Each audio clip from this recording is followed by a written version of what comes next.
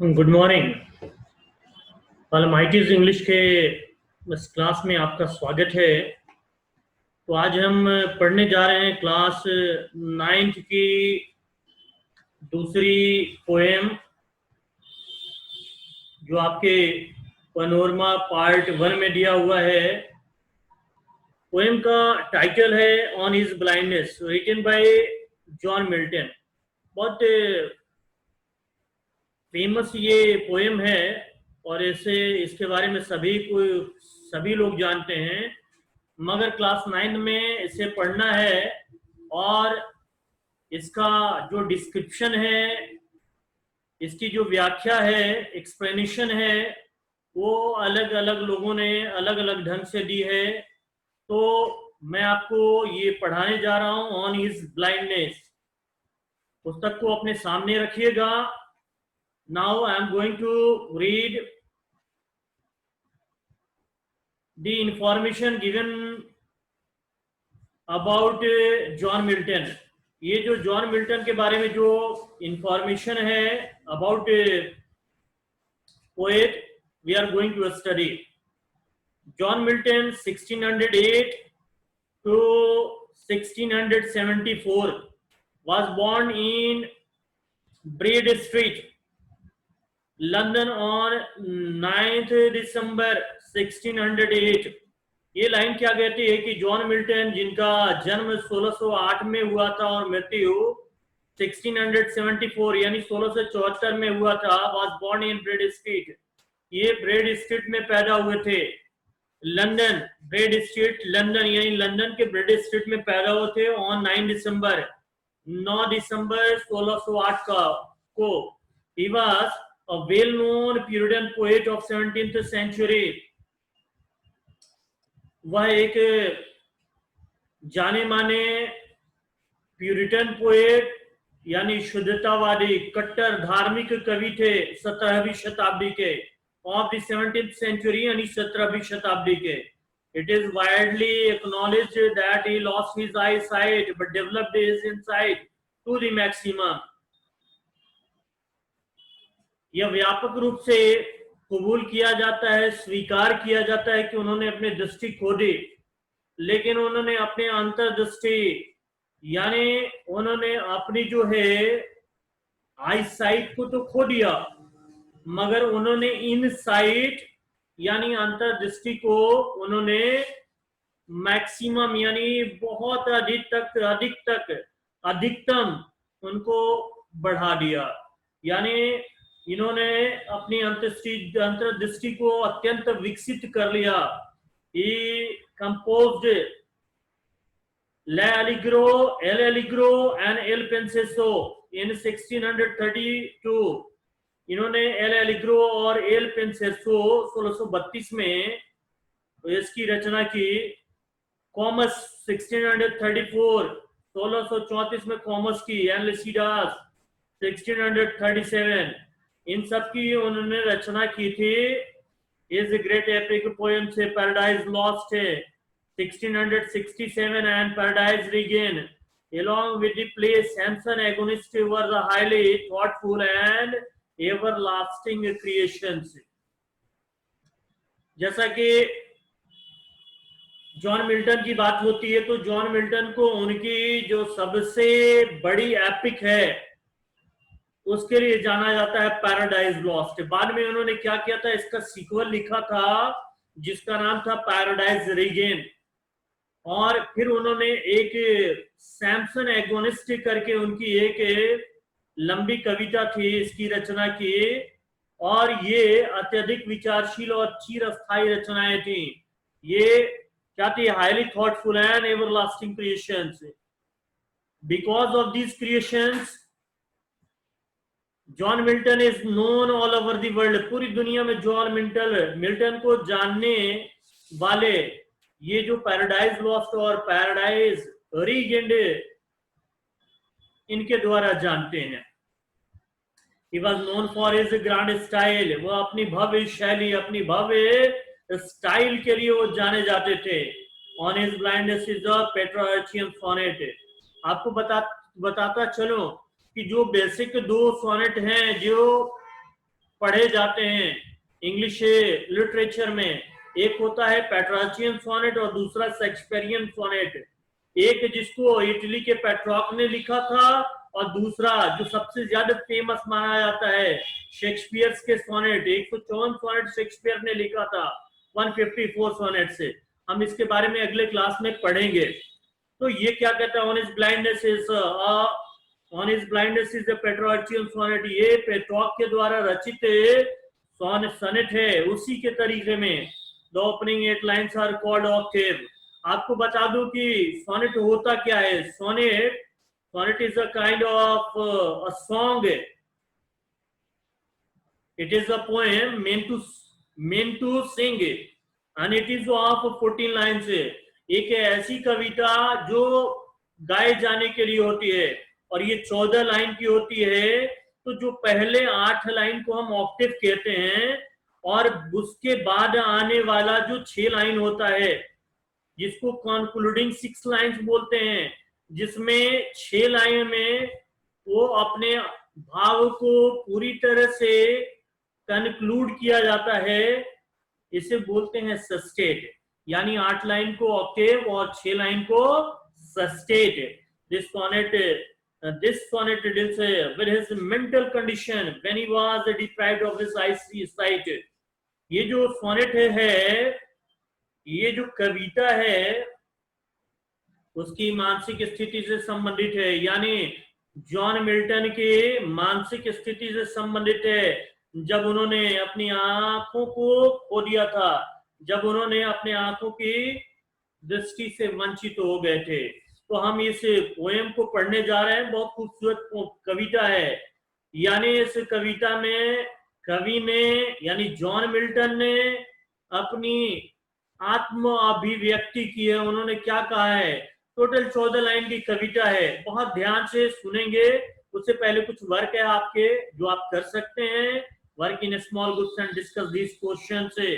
छोटे समूह में काम करें और इन सवालों पे चर्चा करें। How a visually challenged person socially recognised. कैसे एक नेत्रहीन व्यक्ति सामाजिक रूप से पहचाना जाता है। यानी एक नेत्रहीन व्यक्ति को सामाजिक रूप से कैसे पहचाना जाता है, उसकी पहचान क्या होती है। Discuss the modes and manners of a man who is unable to see the work. एक व्यक्ति के तौर तरीके और शिष्टाचार पे चर्चा करें जो देखने में unable to see the work, जो काम देखने में असमर्थ होता है। तो उनके तौर तरीके, उसके शिष्टाचार, उसके आचार व्यवहार के बारे में डिस्कस करें। तीसरा क्वेश्चन है point out the feelings and emotions of a man who has lost his I site. उस व्यक्ति की भावनाओं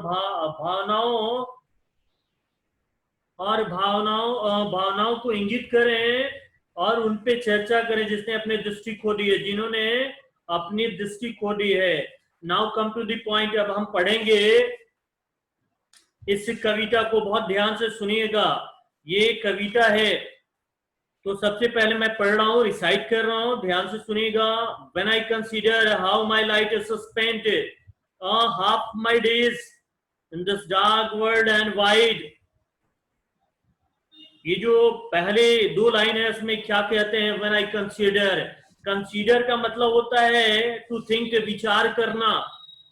वो कहते हैं कि जब मैं विचार करता हूँ, जब मैं सोचता हूँ how my light is spent, कि जो मेरा जो जीवन का, ठीक है, माई लाइट इज स्पेंट, यानी मेरी जो रोशनी है वो कैसे खत्म हो गई, कैसे खर्च हुई। यानी यहाँ कहना चाहते हैं कि उनके आंखों की रोशनी कैसे खत्म हुई। यहाँ आर हाफ माई डेज, यहाँ इसका मतलब है बिफोर हाफ माई डेज। ये कहना क्या चाहते हैं कि यानी आधे दिनों से पहले। आधे दिन का मतलब ये है आधे जीवन से पहले उनकी आंखों की रोशनी कैसे खर्च हो गई, कैसे खर्च होती है, खत्म हुई।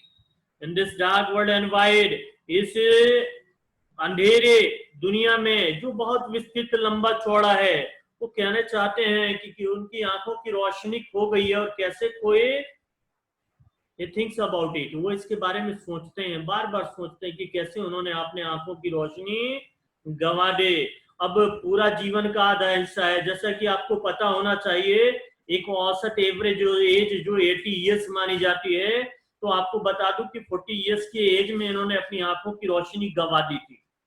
अब बचा बाकी का दूसरा हिस्सा। तो ये कहते हैं कि बाकी का दूसरा हिस्सा इससे पहले, यानी पहले हिस्से में उन्होंने कैसे अपने आंखों की रोशनी गंवा दी, इस पे ये बार बार विचार करते हैं। And that one talent which is death to hide, और फिर ये कहते हैं कि एंड दैट वन टैलेंट, कि वह जो एक प्रतिभा है, ठीक है, वह एक प्रतिभा, हाँ, वह एक प्रतिभा which is death to hide, जिसको मृत्यु है छिपाना। वो कहते हैं कि अगर प्रतिभा को छिपाया जाए तो उसकी मृत्यु है, यानी खत्म है। लॉज विद माई, वो लॉज विद मी यूजलेस, जो मेरे साथ रुक गई है, ठहर गई है, बेकार के हो गई है। यहाँ आपको बता दूं, लॉज यानी लिव्ड, रिसाइडेड यानी रह गई है, रह रही है। ये कहते हैं कि प्रतिभा जो है, जो मुझ में है, यहाँ ठहर गई है। अब यहाँ पे जो विशेषज्ञ हैं, जो लॉरेट हैं, जो बड़े बड़े राइटर्स हैं, यहाँ पे वो कहते हैं कि this line was totally based on the story of a Christine story, I mean biblical story। यहाँ पे उन्होंने एक बाइबलिकल स्टोरी का रेफरेंस दिया है, उन्होंने संदर्भ दिया है। उसमें क्या है? a biblical reference to the parable of the talents, एक जो बाइबल की एक संदर्भ कथा है, इसमें प्रतिभाओं के बारे में एक नीतिगत कथा दी गई है। ये मैथ्यू 25:40-30, इसमें ये स्टोरी दी गई है, in which two people invested their talents. इस कहानी के अनुसार दो व्यक्ति, यानी पहले आप ये समझ लीजिए, इस कहानी का जो सारांश है वो मैं समझा दूं कि एक जो लॉर्ड होता है, लॉर्ड का मतलब ईश्वर भी होता है, लॉर्ड का मतलब मालिक होता है। यहां मैं आपको बताऊं कि लॉर्ड का मतलब यहाँ पे मालिक लेंगे, यहाँ पे यानी जिसके 3 नौकर हैं।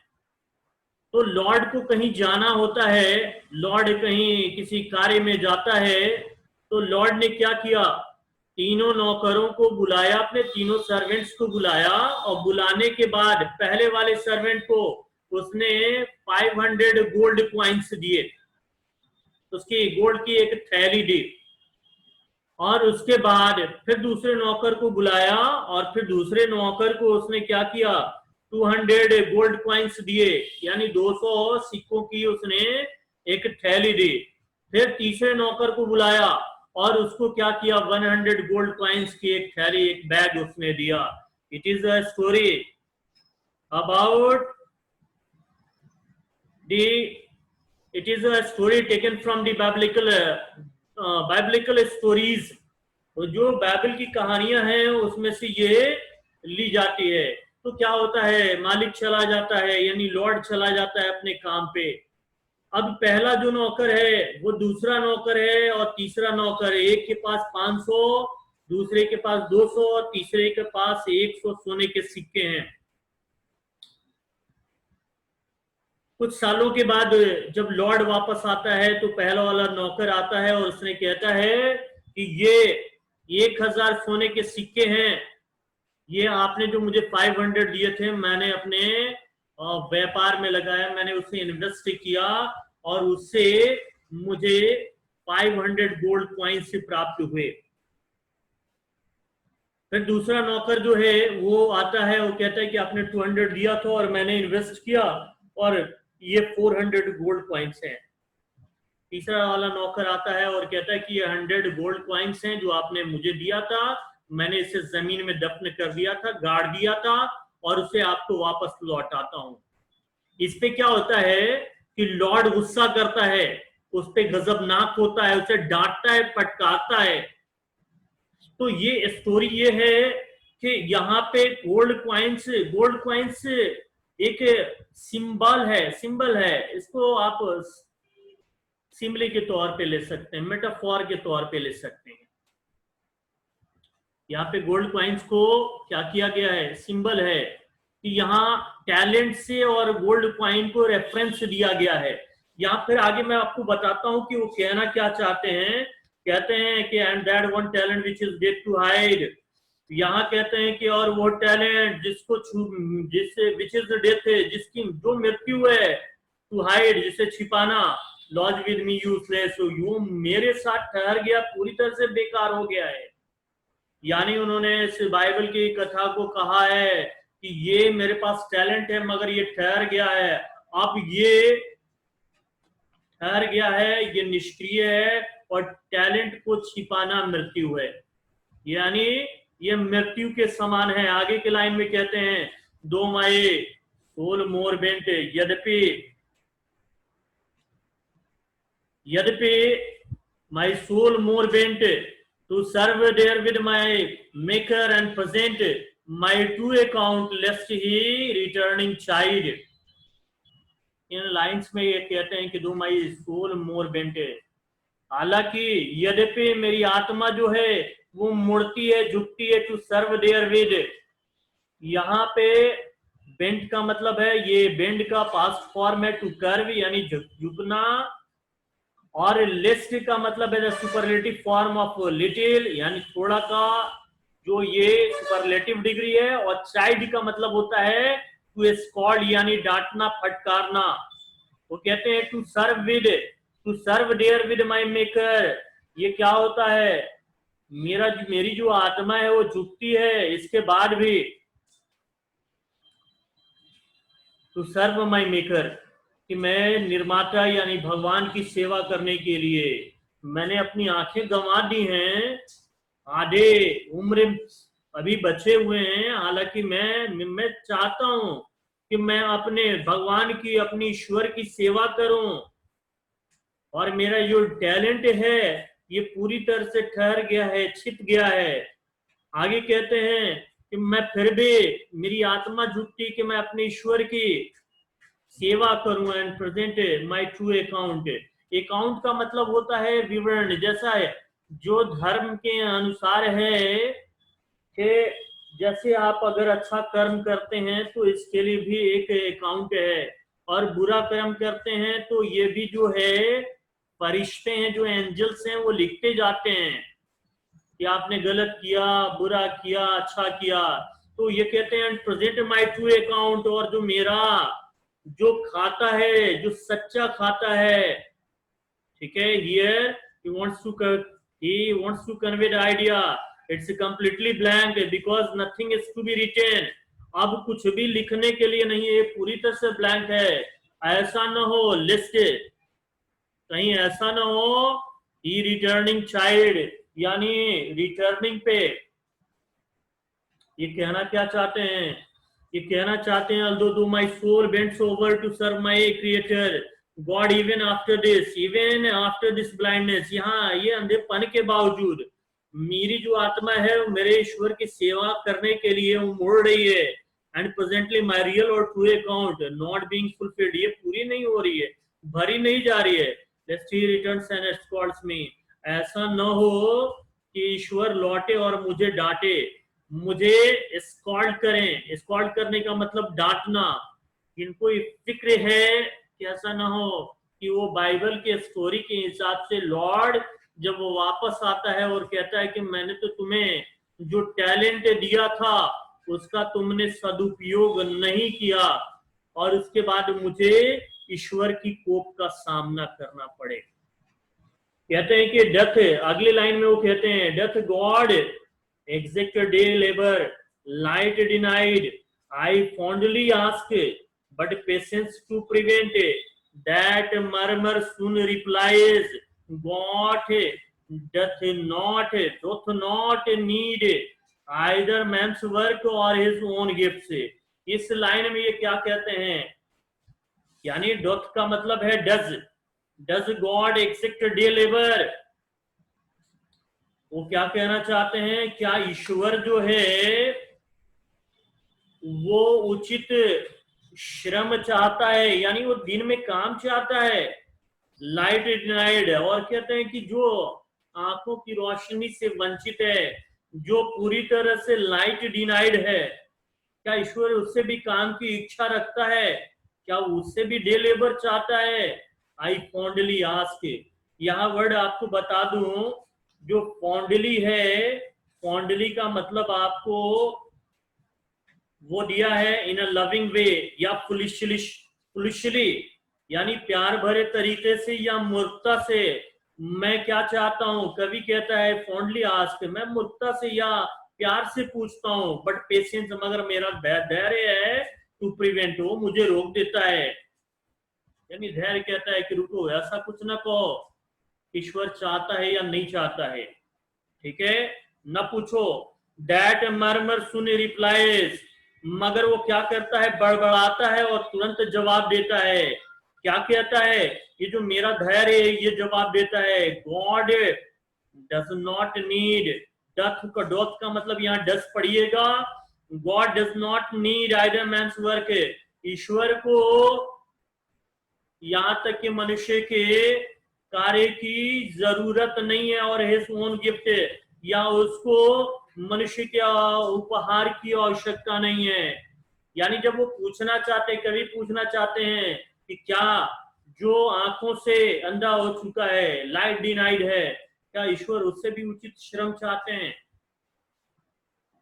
लेकिन उनका धैर्य ऐसा पूछने से, वो कहते हैं कि मैं प्यार से पूछता हूं, लेकिन उससे पहले मेरा धैर्य जो है ऐसा करने से रोकता है, ठीक है। जो बड़बड़ाता है, यानी धीरे धीरे आवाज में कहता है और जल्दी जवाब देता है कि भगवान को या तो आदमी, न तो आदमी के काम की आवश्यकता है और न ही उसके उपहार की आवश्यकता है।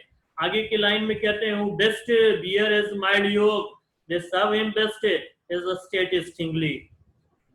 कहते हैं कि who best bear his mild yoke, इसका मतलब यहाँ ईश्वर मानिएगा। कहते हैं कि जो बेहतर ढंग से सहन करता है, ठीक है, उसके, यानी ईश्वर के माइल्ड योक, योक जो है wooden bar which is fastened over the neck of two animals, से जो जानवरों के गर्दनों के ऊपर रखा जाता है, जिसको हिंदी में जुआ बोलते हैं, ठीक है, यानी दो बैलों के गर्दन के ऊपर रखा जाता है और इससे हल को खींचा जाता है। तो ये कहता है कि ये जो हल्का फुल्का जो जुआ है, जो अच्छे से सहन करते हैं, उस ईश्वर के दे सर्व हिम बेस्ट, जो उसकी जो बेहतरीन सेवा करते हैं, जो सर्वोत्तम सेवा करते हैं। और आगे के लाइन में कहते हैं एज स्टेट इज किंगली, और ये जो कहते हैं कि जो ईश्वर का जो राज्य है वो किंगली है, यानी राजा समान है। कोई आम आदमी लॉर्ड की बात नहीं हो रही है, ये ईश्वर जो है दुनिया का महाराजा है, सबसे बड़ा राजा है। वो कहते हैं this some him best who bears his God's mild yoke, वो वे उसे सबसे अच्छी सेवा देते हैं जो उसके भगवान के हर के जुए को सहन करता है। Is the state is kingly, उसका राज्य किंगली है। Means he is the king of the state, इसका मतलब है वो अपने राज्य का राजा है, यानी ये जो सारी दुनिया है वो ईश्वर की है। आगे की लाइन में कहते हैं thousands at his bidding speed and post over land and ocean without rest, they also serve who only stand and wait। आगे की लाइन में कहते हैं कि 1000 at his bidding speed, bid का मतलब होता है, बिडिंग का मतलब होता है टू ऑर्डर, आदेश करना, यानी हजारों एट हिज बिडिंग स्पीड, उसके आदेश पे वो दौड़ पड़ते हैं। At his bidding thousands of people run speedily, हजारों उसके आदेश पे लोग दौड़ते हैं। And post over land and ocean without rest, और क्या करते हैं, उसके आदेश को पूरे, उसके आदेश, उसके संदेश को भूमि और महासागर तक, यानी सी तक, ओशियन तक, महासागर तक पहुंचाते हैं। they also serve who only stand and wait. Last के लाइन में कहते हैं कि ये जो ईश्वर की, ये ईश्वर का आदेश है कि जो अकर्मण्य है, जो सिर्फ खड़े रहते हैं या जो इंतजार में ईश्वर की महिमा का इंतजार करते हैं, ऐसे लोगों की भी सेवा करने का ईश्वर आदेश देता है। They also serve who only stand and wait. वे उन लोगों की भी सेवा करते हैं जो केवल खड़े रहते हैं और इंतजार करते हैं। यानी ये ईश्वर का आदेश है कि जो निष्क्रिय है, जो काम करने लायक नहीं है, जो ईश्वर की महिमा, ईश्वर के आदेश का इंतजार करते हैं, उनकी भी सेवा करनी है। तो here the poet has conveyed his idea that he is unable to do his work, but he wants to do work. He wants to do the work, and he conveys the idea of his soul. वो अपने आत्मा के विचारों को संप्रेषित करता है, व्यक्त करता है। तो it was really a very very beautiful poem. Now we have to talk about glossary and notes. हम इसके ग्लॉसरी और नोट्स के बारे में बातें करेंगे। मैंने आपको बताया है कंसीडर ये वर्ब के रूप में यूज किया गया है। इसका मतलब होता है थिंक यानी सोचना, यानी बिफोर यानी पहले। इस संदर्भ में इसका यूज किया है टैलेंट और natural ability to be good at something, कुछ अच्छे होने की प्राकृतिक क्षमता। लास्ट अगला जो है Puritan, member of an English religious group in 16th and 17th centuries। आपको बताता चलूं कि प्यूरिटन एक मूवमेंट था, यानी एक ऐसा आंदोलन जो 16वीं और 17वीं शताब्दी में ये प्यूरिटन मूवमेंट चला था। और ये एक रिलीजियस ग्रुप था, एक धार्मिक ग्रुप था। उसके ये सदस्य हैं, यहाँ कहता है कि हाइड, हाइड का मतलब होता है कॉन्सिल, कॉन्सिल का मतलब छिपाना। लॉज्ड, लॉज का मतलब लिव्ड या रिसाइडेड, रहते थे, निवास करते थे। बेंट का मतलब है, बेंट जो है ये पास्ट फॉर्म ऑफ बेंड है, जिसका मतलब होता है टू कॉज, ठीक है, या कर्व, झुकाना या झुकना। Least, least is an adjective the superlative form of little, थोड़ा कसरोत्तर। चाइल्ड यानी चाइल्ड, चाइल्ड का मतलब होता है स्कॉल्ड। डिनाइड का मतलब होता है रिफ्यूज्ड यानी इनकार कर देना। फॉन्डली इन अ लविंग वे, पुलिसली यानी प्यार भरे तरीके से या मुक्ता से। Patience, the ability to wait और continue doing something despite difficulties, इसको बोलते हैं धैर्य, कठिनाइयों के बावजूद कुछ करने की या प्रतीक्षा या जारी रखने की क्षमता। Prevent, to stop doing something, कुछ करने से रोकना। मर्मर, टू स्पीक और से वेरी क्विकली, बहुत जल्दी बोलना या कहना। Gifts, something which are given as present, उपहार जो उपहार स्वरूप दिया जाता है। योक यानी इसका मतलब होता है wooden bar which is fasten over the neck of two animals, एक लकड़ी का ये जुआ होता है जिसे दो जानवरों की गर्दन के ऊपर रखा जाता है, बांधा जाता है। डथ का मतलब है डज, और बिडिंग्स का मतलब होता है ऑर्डर यानी आदेश, और ओशियन का मतलब समुद्र। तो ये खूबसूरत एक पोएम थे, आप इसको बार बार देखिए, पढ़िए और इसको रिपीट कीजिए। ये एक अच्छा संदेश देती है। अगर ये आपको वीडियो अच्छा लगे तो इसको लाइक कीजिए, चैनल को सब्सक्राइब कीजिए, अपने दोस्तों के साथ शेयर कीजिए और बेल आइकन को प्रेस करना न भूलिएगा, क्योंकि बेल आइकन को प्रेस करने के बाद मेरे नए वीडियो आपको प्राप्त होते रहेंगे। Thank you and have a nice day.